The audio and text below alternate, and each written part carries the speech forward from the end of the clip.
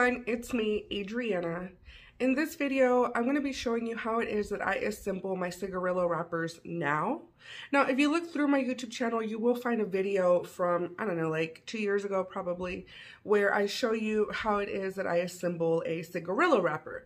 And this is when I was first making them. And so the method that I use there is very different from how it is that I do them now.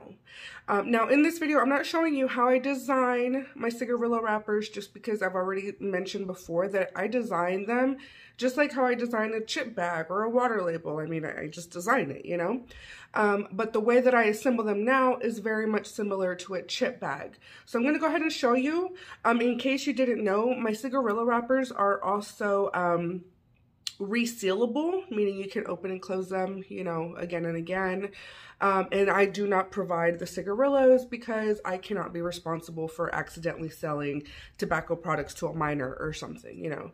So, but I'm going to jump straight into it. So essentially what I've done before I actually started recording the video was I printed out my design.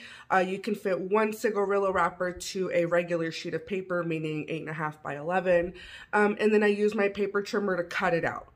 So that's where the video starts. Again, you know, in case you're a little lost, all you're doing is printing it out, cutting it out, and then I'm showing you exactly what it is that I do once I do that. So if you have any questions, make sure to comment down below. Be sure to hit like and subscribe, and I will see you guys next time. All right, you guys, so after you print out your custom cigarillo wrapper, make sure to cut it out, which is what I did. Before I even do anything to it, I normally take my paper crimper, which is this Fiskars brand, and then I crimp the top and the bottom. So you can see here that it's already been crimped. There you go. So that's what I do before I start gluing anything down. From there, what I do is I take a Ziploc bag, such as this big old pack that I got from Walmart. It is the gallon size ones. You can use whatever size you want. I just buy these because I have a lot more of this like plastic zipper to work with. But I take one of these and I cut it up according to this size here. So that's how I got this little piece here. All right, so it starts off like this and it turns into this. So I get a lot of pieces out of it, and I take off this whole bag because obviously I don't need this whole bottom part of the bag, but I do leave a little bit there. All right, and I'll show you why in just a minute. All right, now because I make these a lot, I do cut up a lot of these like beforehand. So normally I have like a whole little container full. So this is what that looks like. I also trim off the top a bit because it actually has a lot of space at the top. It normally has like this much more. So I trim off the top so that I'm able to kind of reach closer to where the actual zipper part is, which is right here. And then, like I said, I personally leave a little bit of this at the bottom. So what I do is I take my double-sided adhesive and I cut a slice out using this as a guide, because I'm going to be putting the double-sided adhesive directly onto this little piece of zipper. And then I just stick it down right on top of the actual zipper part, and then one down on top of this plastic part. And for me, the reason I do that is just as kind of like extra, you know, just extra tackiness, I guess. I really want to make sure that this stays on there. So that's why I created this, like, I left this extra space on there. So we're going to do that on both sides. So I cut out 4 strips of double-sided adhesive. So now both sides have the strips. I'm going to trim that off.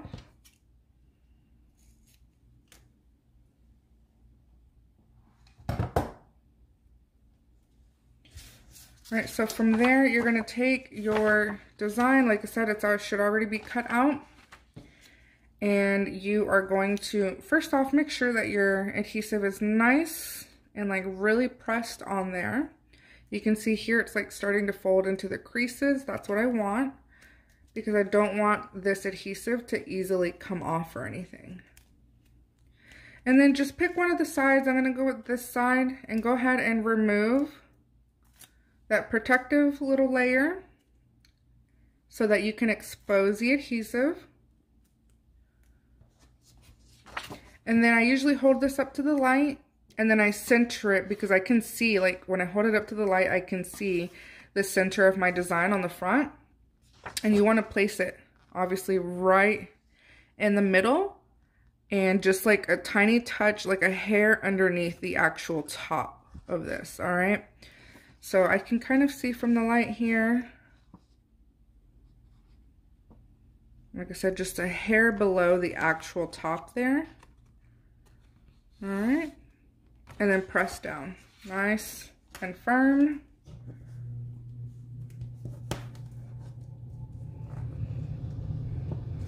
Okay, your zipper, that top part of the zipper might slide over, so just make sure to put it back in the center there.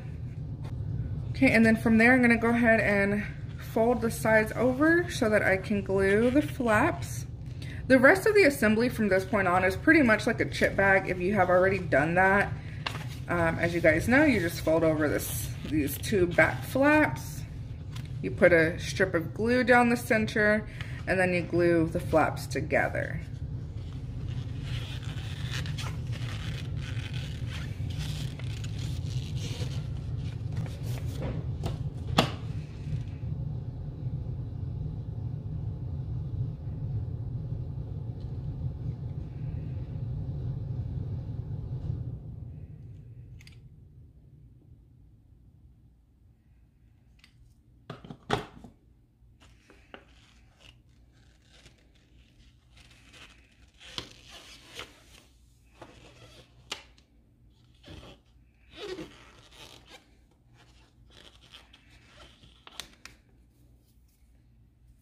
Once I have glued that down, I take my tweezers and I try to remove any glue that I accidentally squeezed out, just so that it doesn't look tacky or anything like that.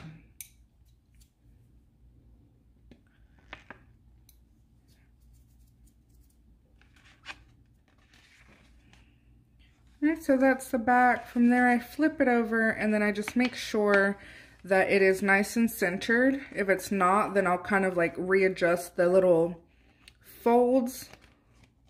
Once I'm nice and confident about, you know, it being centered, then I go ahead and press down a little bit more just so that it creates that natural crease there.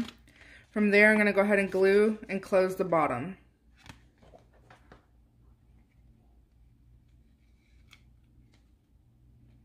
By the way, I am using Koala brand glossy photo paper.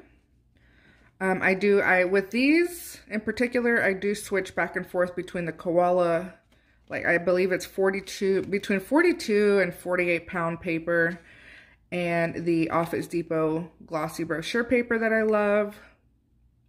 Sometimes it's just that I, you know, find that Office Depot brand paper can sometimes be too expensive, so I like to wait till it's on sale to stock up. All right, so that's the bottom.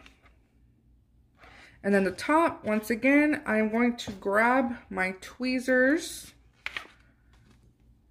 and I'm going to go in here. And I'm going to take off that bottom one first, that protective seal, just to expose that adhesive. And you see how that kind of lifted up? I'm going to just gently tuck it back down. I don't want to poke any holes in it or anything. Easy peasy. And then I do this top one here.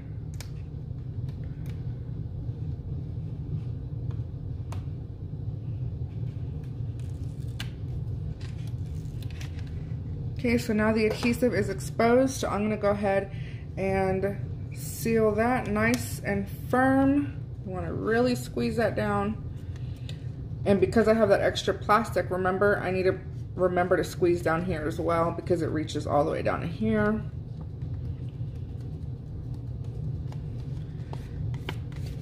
I'm gonna go ahead and trim off that little extra piece of white there. I don't like the way that looks. All right, so that's the top. It is now sealed.